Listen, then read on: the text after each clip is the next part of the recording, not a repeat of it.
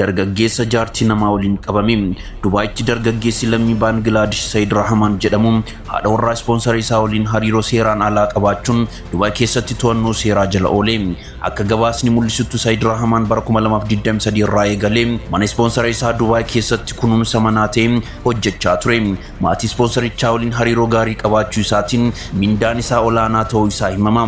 Suuphaa manaa irraa kaasee hanga dalagaa guyyaa guyyaa fi ergama gabaatti wanti hundi itti gaafatamummaa isaa jalatti kufe. Ispoonsarichi kun hojii daldalaa irraa kan ka'e dhuma torbaan yookiin ji'a qofaaf gara manatti kan deebi'u yoo ta'u, kanaafidha haadha manaa isaatii fi kunuunsaan amanamaan ishee barbaachisa kan jedhuun Said qacarame. Yeroo booda hariiroon inni haadha manaa ispoonsarichaa wajjin qabu cimaa ta'uun boodarraa hariiroon kun gara hariiroo seeraan alatti jijjiirame. Dhimmi kun yeroo dheeraaf itti fufe.